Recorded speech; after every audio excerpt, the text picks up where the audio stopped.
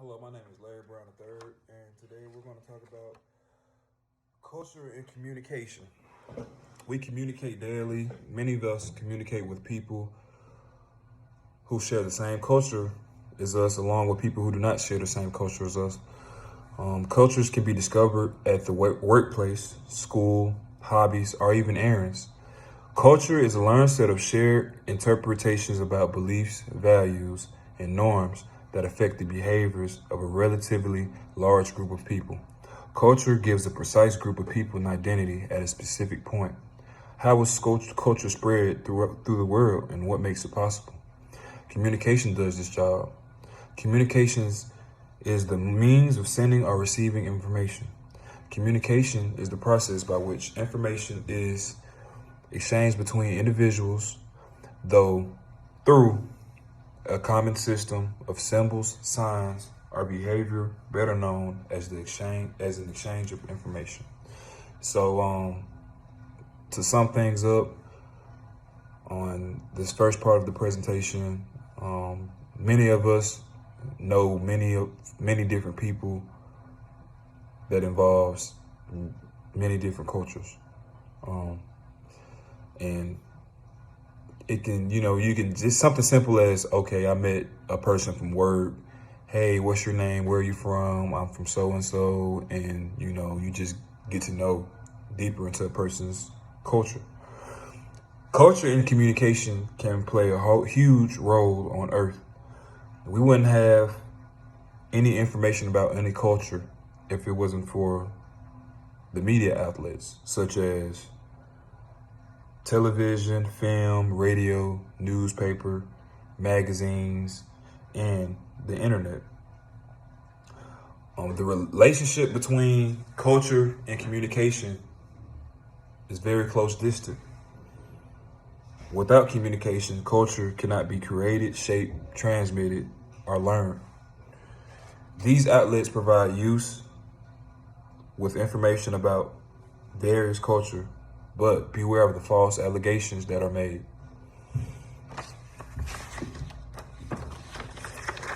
Culture comes in all shapes and sizes. Context, sequential, synchronic, affective, and neutral characteristics are involved. High context cultures include Mediterranean, Slav, Central European, Latin American, African, Arab, Asian, American Indian, and more. Low context cultures consist of Germanic and English speaking countries.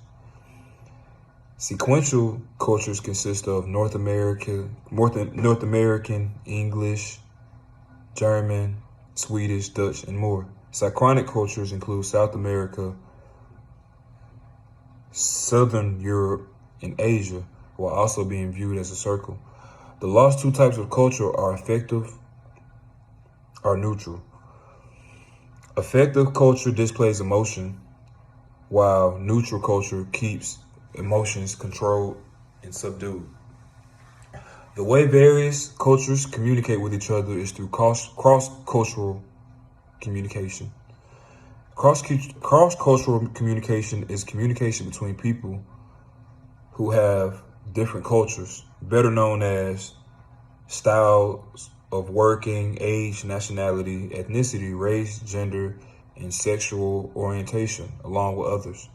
The attempts used to exchange mediate culture differences through means of language gestures and body language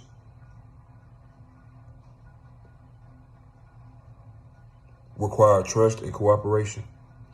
A few attributes that can cause miscommunication are language differences, tendencies to evaluate, assumptions of similarities, nonverbal misinterpretations, preconceptions, and stereotypes, along with high anxiety. This can be prevented by applying listening skills along with becoming aware of self-perceptions. Accepting differences, seeking feedback, and taking risks of starting channels of communication along with taking on responsibility of feelings and actions in the process. Culture and communication can really help us learn many new and discover things about people. The media can sometimes give us a false perception of a particular group, but cross-cultural communication eliminates the perception. Imagine if what the world would be if there was no culture and communication. Continents and countries wouldn't be where they are today. Many issues have been solved across the world through communication between different cultures. And on the flip side, issues have been created because of miscommunication.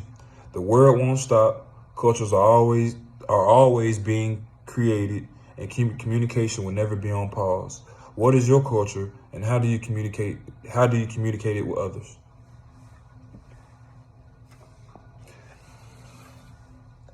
The reason that I chose this topic, I know I have a friend, my best friend. He's a different culture, and it was a really. I'm glad I went through it before I went to college, because it gave me a really good outlook on like how should I get to know somebody from a different culture. I'm from America, he's from Europe, so that was the reason why I chose this particular topic. And after reading through the book, this really just stuck with me because it reminded me of my best friend. And the sources I used were the incomplete encyclopedia.com, Forbes.com, Small Business, Mind Tools, International Marketing, Communication Theory, and Merriam-Webster's Dictionary. Thank you guys for listening, and thank you for your time.